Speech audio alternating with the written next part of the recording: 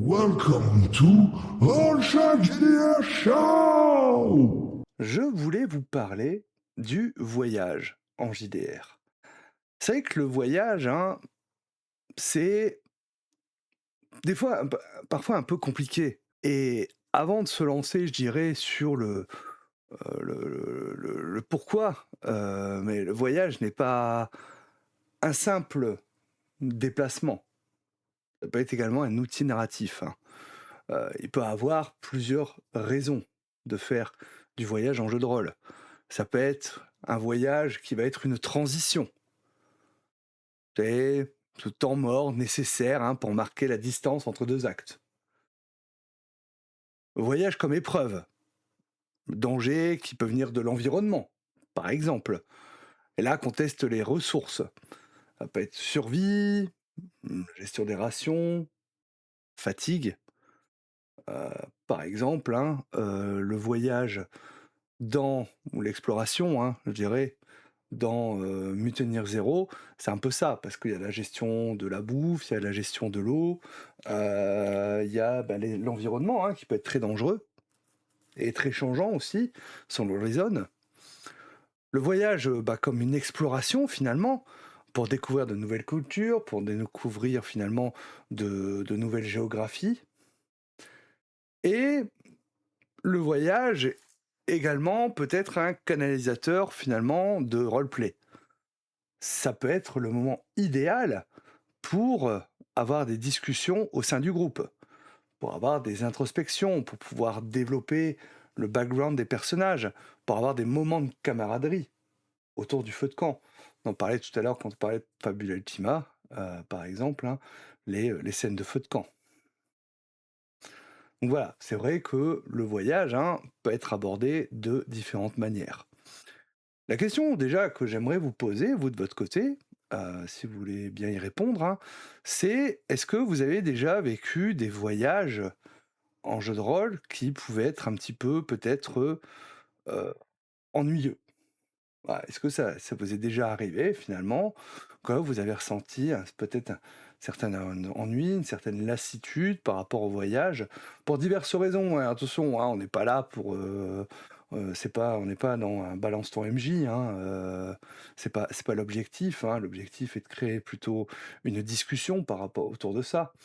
Donc est-ce que ça vous est déjà arrivé finalement d'avoir des voyages qui sont un peu, bah, pas hyper intéressants? Moi, ça m'est déjà arrivé par exemple. On avait, en fait, le début du scénario qu'on a fait, c'est on devait aller jusqu'à tel endroit. Donc pour y aller, soit on prenait le bateau pour traverser une mer intérieure, soit on prenait, bah, la route, hein, avec des chevaux, voilà, avec, chariot ou autre, hein. Et en fait, tout le début du scénario, c'était comme ça et c'était un petit peu long. Alors c'est vrai que tant que joueuses et joueurs, on a essayé de créer du jeu, mais c'était, voilà, on sentait que, bon, le MJ était, beaucoup en impro, il avait pas forcément prévu par rapport à tout ça et c'est vrai que ça peut être un petit peu embêtant. Souvent, j'ai eu des voyages skippés. Ah, ça peut arriver également. C'est vrai que, en fait, la question qu'on peut se poser, c'est à quel moment c'est intéressant de skipper le voyage et à quel moment ça peut être intéressant de le jouer. Et j'en reviens toujours à une notion dont je parle souvent, c'est l'enjeu. Est-ce que ce voyage a un enjeu? Est-ce que ce voyage en question a un enjeu? J'ai un bon exemple d'une campagne que moi-même j'avais jouée en tant que MJ, que j'avais fait jouer en tant que MJ, d'un voyage où justement, c'était un voyage comme, en tant qu'épreuve, c'est dans la campagne de Loup-garou. Dans la campagne de loup-garou, il y a un esprit, séculaire, hein, un esprit gardien qui leur dit d'aller à tel endroit. Donc c'était en haut finalement d'une montagne, hein, qu'ils devaient gravir à la force, de leurs propres muscles, hein, par, un froid glacial, hein, en plein hiver, avec le vent, la neige et ainsi de suite, hein, et donc il y avait ce voyage comme épreuve où, ben, c'est vrai que je l'ai pas skippé ce voyage, hein, parce que, ben, je voulais vraiment qu'ils ressentent l'épreuve que c'était pour leur personnage. Je voulais qu'ils ressentent le froid mordant, en fait, hein, pendant tout le long du voyage, qu'ils avaient les, articulations qui étaient endolories, qu'ils avaient justement leurs doigts, leurs griffes, en fait, hein, qui leur faisaient mal à cause du froid qui était pénétrant, malgré leur forme, d'hybride, de loup-garou. Qu'ils étaient obligés parce qu'ils n'étaient pas équipés. Ils étaient pas équipés, ils avaient pas de tente ou autre, ils avaient pas de duvet, obligés finalement de se rapprocher les uns les autres, la nuit pour essayer de se tenir chaud et tout ça, simuler ça mécaniquement, ça a été pas mal de jets d'endurance, hein, exprès pour tout ça. En plus, l'un des joueurs, pour dire de lui et dire: «Bah, moi, je suis encore plus fort que les autres», il est resté en forme humaine, il a encore plus subi le truc, hein. Voilà, un aspect shonen, hein, ce genre de voyage escalade. Mais exactement, exactement, c'était vraiment ce que je voulais faire vivre, aux joueurs. Mais par rapport au 1er exemple que je vous ai dit, où finalement le voyage était vraiment que le début du scénario, il avait aucun enjeu en soi. Je veux dire, on n'avait même pas la possibilité de réunir des informations par rapport enfin, il y avait pas de raison en plus de le faire. Moi, le conseil que j'avais donné au MJ, c'était, bah, finalement, le scénario, on aurait très bien pu le commencer à la ville d'arrivée, ça aurait été pareil et on aurait peut-être gagné 1 heure de temps de jeu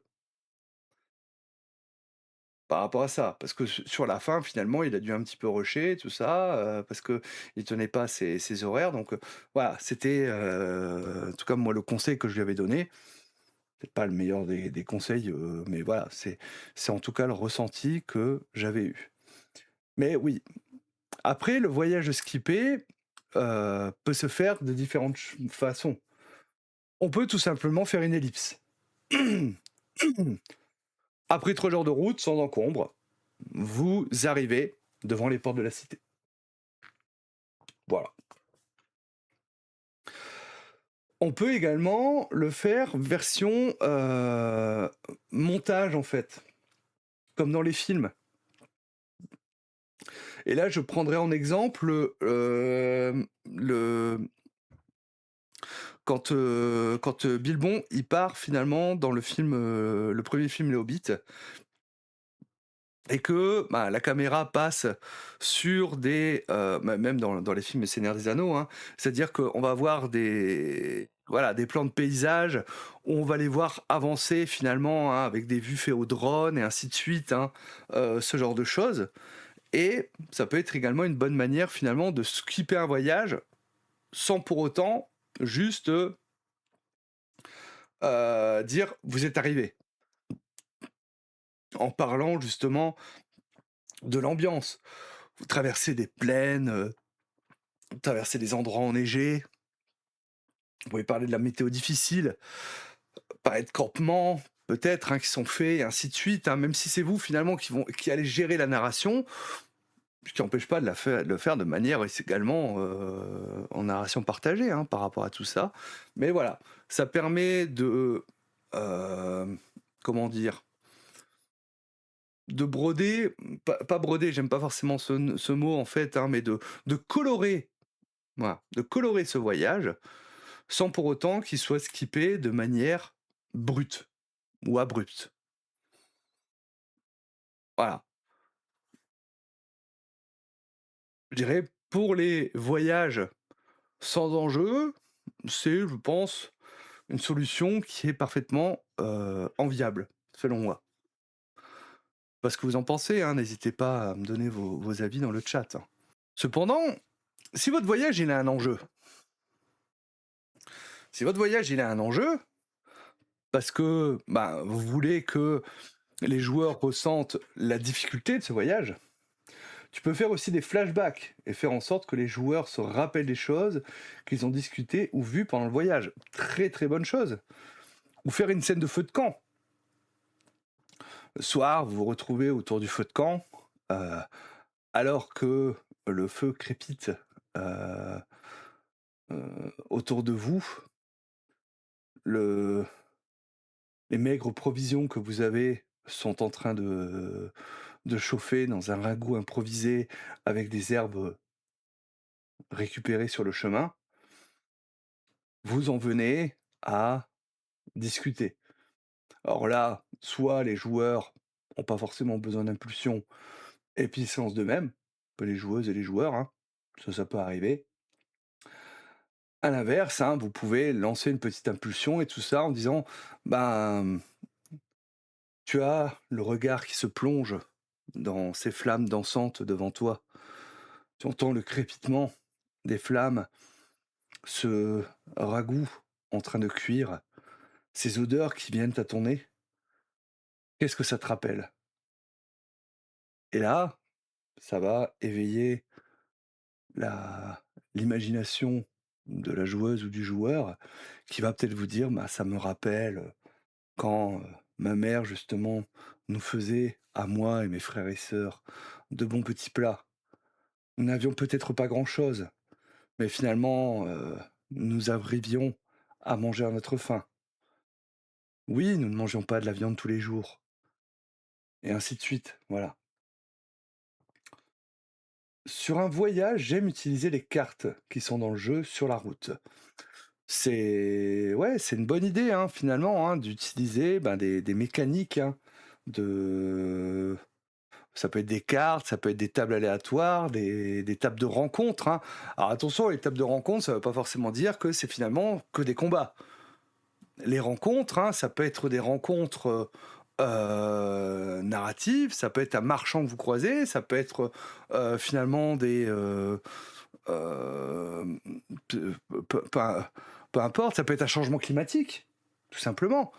La pluie qui commence à tomber, vous voyez au loin, vous voyez une ancienne ruine, là aussi je pense, hein, inspirez-vous, et je pense que c'est un super exemple, hein, c'est, heu dans les films de Peter Jackson, hein, parce qu'il y a souvent des plans, hein, de voyage, en particulier dans le premier, hein, La Communauté de l'Anneau, où on les voit traverser des lieux différents et ainsi de suite, hein, heu et on n'entend pas forcément de dialogue, hein, ça va être des plans au drone et tout ça. Inspirez-vous de ça pour gérer votre narration. Ah, je suis sûr, il y a plein d'autres films aussi, hein, mais c'est vrai que ceux-là, ben, sont particulièrement bien faits, d'une part. Donc, heu, donc ça peut être une très bonne chose, hein, par rapport à ça. Après, à l'inverse, hein, le voyage justement skippé, c'est, ce fameux, fondu au noir de Star Wars. Star Wars joue beaucoup sur ça, en fait, compte, hein, où vous allez avoir un fondu au noir et puis, par rapport au voyage. Qui n'empêche pas d'avoir des scènes de vie dans le vaisseau. On voit, bah, dans l'épisode 4, hein, où, tu as justement, R2 qui est en train de jouer, aux espèces d'échecs avec Chewbacca. Heu, ce genre de choses, hein, ça peut arriver également. Mais voilà, c'est vrai que cette table de rencontre, hein, ça peut être des changements climatiques, ça peut être une ruine, voilà, un monument étrange, une grotte, ça peut être, une rencontre, hein, un marchand, des pèlerins que vous croisez sur la route, hein. Heu et il ne faut pas indisposer un wiki, tout à fait. Moi, en tout cas, j'éviterais d'indisposer un wiki. Après également pour, si vous voulez vraiment, faire vivre le voyage parce que c'est quelque chose pour vous d'important par rapport à votre campagne, par rapport à ce que vous voulez raconter, hem, c'est ça peut être également de définir des rôles dans le groupe. Parce que, bah, chacun peut avoir un rôle, par exemple, ben, d'éclaireur ou ben, qui va être, quelques mètres en avant justement pour regarder le bon chemin et ainsi de suite. Ça peut être, le guide, ça peut être justement, celui qui va être plutôt le cuistot et qui va ramasser des herbes, à droite à gauche et ainsi de suite, donc vous pouvez également donner des rôles dans le groupe ou que les joueuses et les joueurs s'attribuent ces rôles, hein, selon leur personnage, afin de pouvoir justement également mieux narrer, mieux colorer ce voyage. Sur un JDR pirate, c'est cool d'avoir chacun son rôle. Mais tout à fait.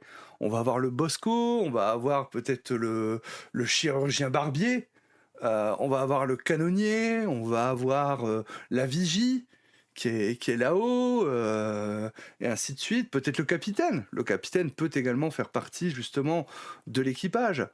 Euh,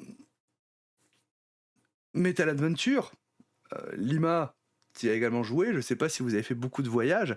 Et moi, je sais que la campagne que nous a fait jouer Groby, on avait beaucoup de voyages. Et à chaque fois, ces voyages étaient colorés, où on rencontrait des choses. Et des fois, c'était des choses qui étaient juste visuelles. Par rapport à ces tunnels, pas dire quantiques, hein, mais où on était en vitesse supraluminique, hein, voilà, finalement on était dans des tunnels et puis que des fois on voyait des créatures qui passaient ou autres, hein, et la manière dont il décrivait, c'était super à chaque fois. Je sais pas si c'est comme ça que c'est fichu dans le bouquin, mais en tout cas, chapeau bas à Akibi. Et vous aussi, justement, préparez peut-être des petites choses comme ça. Vous préparez des petites choses et autres. N'hésitez pas également à utiliser, et je vous renvoie à la vidéo qui en parle, les 5 sens. C'est-à-dire ne parlez pas que du visuel, mais également les odeurs. Également, ça peut être, hein, les sensations. Voilà, ça peut être le bruit que font vos pas. Je veux dire, vos pas vont pas faire les mêmes bruits que si vous êtes dans une forêt dense, que si vous êtes dans un désert. Ça peut être, les conditions climatiques, hein, la chaleur, le froid, la pluie. Heu, Vous décrivez justement à vos joueurs que la pluie qui s'insinue partout dans vos vêtements, malgré vos vêtements de pluie, vous commencez à être trempés de l'intérieur, vous êtes transis de froid, vous ne commencez plus à sentir le bout de vos doigts. Pensez à ce genre de choses, parce que vous avez sûrement déjà ressenti ça vous-même, en fait, hein, d'être sous une pluie froide, en fait, hein, et que, voilà, vous n'avez pas le choix, vous pouvez pas vous mettre à l'abri parce que vous devez quand même avancer ou autre. Malgré que vous avez mis votre kawaii, vous êtes quand même trempé et voilà, vous commencez à perdre la sensation au bout de vos doigts, par rapport à ça. Vous bougez vos mains, justement, pour essayer de faire circuler le sang. Vous avez la vue troublée. Pensez en plus aux porteurs de lunettes ou de binocles, hein, qui vont avoir de la pluie sur leurs lunettes et donc qui n'y voient plus grand-chose. Faites de la brume, tout ça, hein, les conditions climatiques, hein, peuvent vraiment colorer votre voyage. Ils ont aussi des rôles pour le voyage, hein. Bah oui, voilà, c'est ça.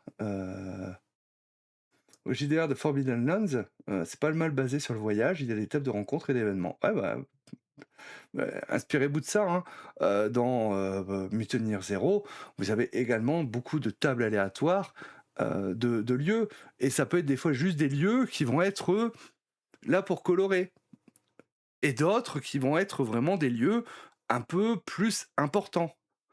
Euh, Un peu comme One Piece, tout à fait, c'est ça, que chacun finalement, on le voit, hein, pendant les scènes de voyage, hein, où, bah, tu Zoro qui est, en train de pioncer quelque part, Sanji qui est à la cuisine, tu Robin qui est en train de lire un livre, assis sur un tonneau, et ainsi de suite. Donc, Luffy qui est, sur la tête de proue. Voilà, tout ça. Donc ça aussi, ça peut être des questions finalement, bah, quelle manière vous vous organisez ou autre, qui est-ce qui passe devant, et ainsi de suite. Après, pas forcément nécessaire de mécaniser. Si vous trouvez que c'est nécessaire parce que, ben, il y a un danger ou autre, mais attention à pas tomber dans le truc, hein, c'est, ben, vous demandez un jet de perception pour voir une ruine, qui est quand même un truc peut-être assez imposant. Qu'est-ce qui se passe si le joueur la loupe son dé? Il voit pas la ruine? Est-ce que c'était nécessaire du coup de demander le jeter de faire le jet de dés? Je vous renvoie à ma vidéo, en jeu et G2D, hein, heu, par rapport à ça. C'est que, quel était l'enjeu finalement de demander un jet de perception par rapport à ces ruines? Ou, quoi qu'il en soit, il voit la ruine, mais il verra peut-être pas, cette petite bande de 5 brigands qui s'y est planquée et qui va leur tendre une embuscade. Là, je dis pas, c'est différent.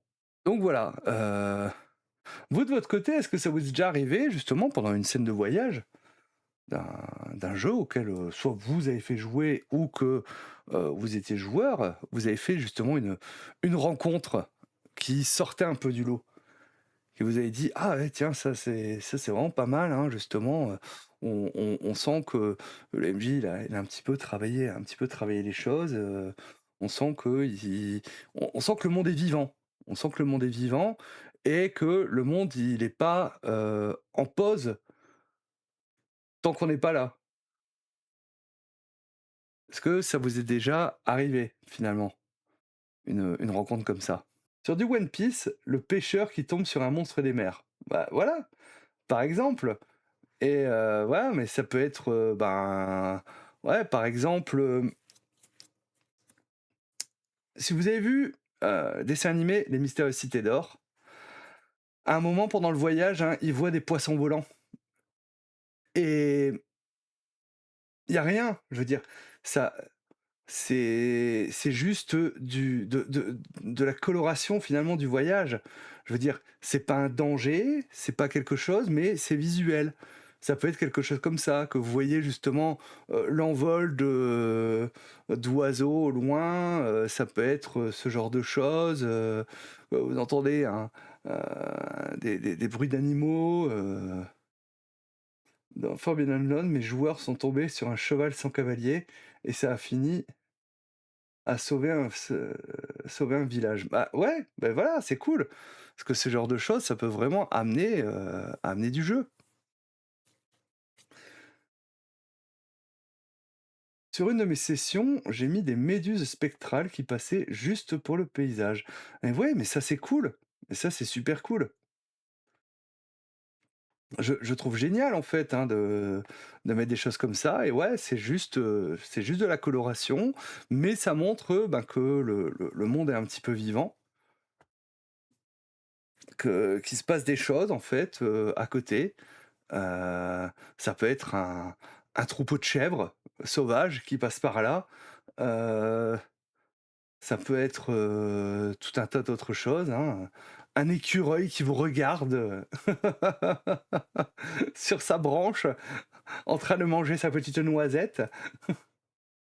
Alors je chope un PJ et je lui demande ce qui attire son attention dans l'espace, lors d'un voyage spatial.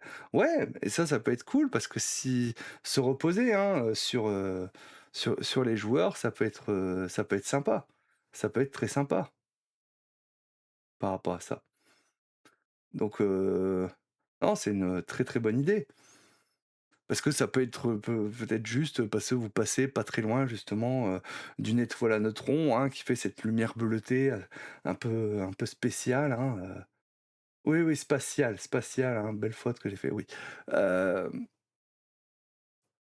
ou au contraire, hein, que vous passez pas loin d'une planète, à anneaux comme Saturne, hein, et que décrivez un petit peu, cette planète, hein, que vous voyez au loin, donc ça peut être très, très sympa ça. Et enfin, le dernier point que je voulais aborder par rapport au voyage, même si finalement on a déjà un petit peu parlé, bah, c'est le rythme. Comment vous allez rythmer le voyage? Si vous voulez qu'il y ait une scène de voyage, pour X ou Y raison, hein, mais en tout cas pour que ce voyage pour vous, bah, il a un enjeu, donc il est important que les joueurs, les joueuses vivent ce voyage. Pour qu'ils vivent que c'est long, pour qu'ils vivent que, ben, voilà, ça peut être périlleux ou autre, hein. Comment vous allez rythmer pour ne pas rentrer justement dans la lassitude? Alors, il peut y avoir quelque chose de très simple, hein, c'est finalement passer de scène en scène.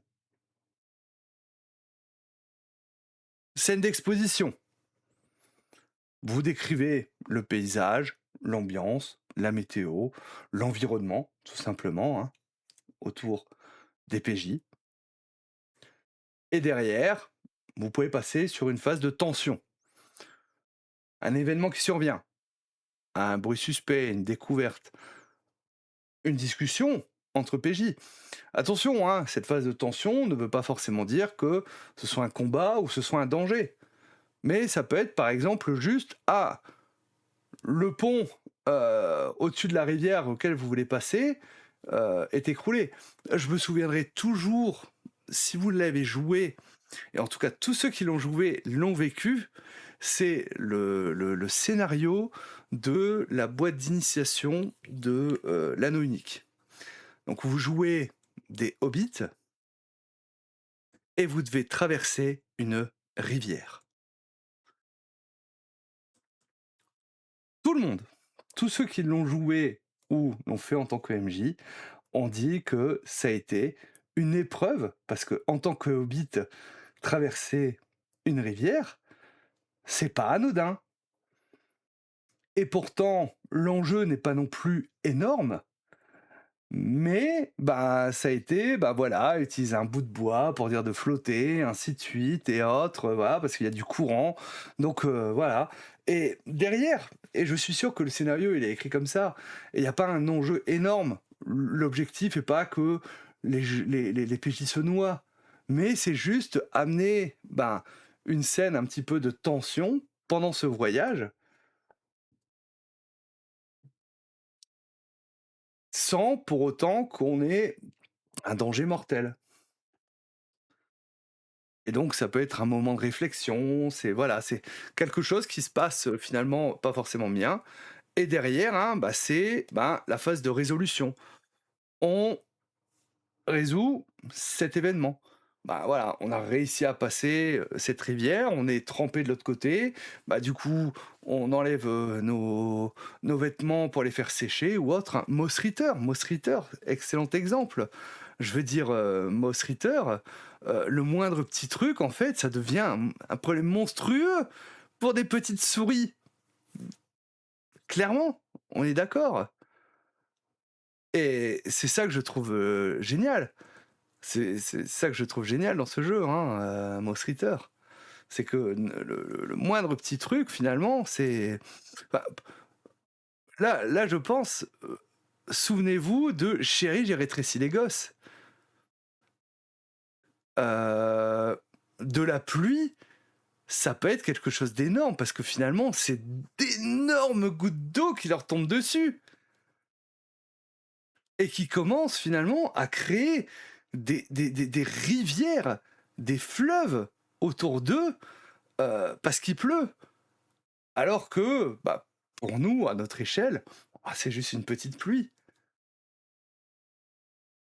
Donc ça aussi, c'est vrai que ça peut amener quelque chose qui est l'objectif n'est pas non plus de d'avoir un danger mortel, mais d'avoir finalement, une phase qui va créer un rebondissement et après vous pouvez repasser à une phase de calme. Par exemple, si je reprends l'exemple, bah, de cette rivière qui est traversée par nos hobbits, ça va être, bah, d'enlever les vêtements, faire un feu pour se sécher, pour ensuite reprendre la route et ainsi de suite, hein. Et puis après, bah, vous allez alterner finalement ces phases, hein, afin justement de créer un rythme, hein, qui va permettre de toujours garder en attention vos joueurs sans que on ait cette lassitude du voyage et que vous n'êtes pas obligé de systématiquement skipper le voyage. Et ça peut être quelque chose d'assez intéressant. En tout cas à mon sens. Donc voilà, c'était quelques petits conseils, hein, pour essayer d'embellir vos voyages. En tout cas, la première question qu'il faut que vous posiez, c'est, ben, l'enjeu de ce voyage en question et derrière, qu'est-ce que ça peut apporter? Parce qu'au final, le voyage peut être, un espace de roleplay assez privilégié qui peut permettre, hein, de développer le background, développer les personnages, développer les interactions entre les personnages. Si vous aimez ça, il peut y avoir une certaine gestion de ressources. Je pense par exemple à des jeux post-apocalyptiques, hein, la gestion de ressources peut être très importante. Et également préparer des aléas. Vous pouvez baliser le voyage ou vous créez quelques événements aléatoires que vous allez piocher selon vos besoins. Les scénarios, les campagnes de Warhammer étaient beaucoup faites comme ça, c'est-à-dire qu'ils allaient vous donner 4-5 événements, heu, pour rythmer les voyages, lors des parties. Et c'était à vous de piocher sur ceux qui vous plaisaient le plus, sur ceux qui étaient le plus pertinents au moment où, et ainsi de suite, hein. Je me souviens qu'une fois, mes personnages, hein, enfin les personnages, avaient rencontré une caravane, de bohémiens avec qui ils avaient partagé justement la pitance le soir, la fête et ainsi de suite, hein. Après, un des PJ avait dragué la fille du chef, on l'avait retrouvé le lendemain matin dans sa couche. Du coup, le lendemain matin, le réveil avait été, sportif, dirons-nous. Voilà. Mais ça, c'est une autre histoire. Donc voilà, c'est vrai qu'on peut rythmer le voyage et pourtant on n'a pas parlé forcément de lancer des dés, mais vous pouvez rythmer ce voyage. Le plus important pour vous, c'est vous poser la question: quel est l'enjeu de ce voyage? Qu'est-ce que, selon vous, l'expérience que les personnages doivent en tirer? Et derrière, finalement, hein, on va avoir quelque chose d'assez intéressant. Le voyage, c'est un sujet très riche, hein. J'espère que cette petite discussion, en tout cas, vous aura intéressé. Et si jamais vous suivez cette discussion sur YouTube, n'hésitez pas à me dire dans les commentaires, hein, ce que vous en avez pensé, si selon vous ça peut être pertinent ou pas, ou au contraire, si vous avez des choses à rajouter, des points à rajouter ou autre. Ça faisait longtemps qu'on n'avait pas fait ça, hein, une petite discussion comme ça en live, donc c'est plutôt cool, je suis content qu'on ait eu l'occasion d'en refaire une.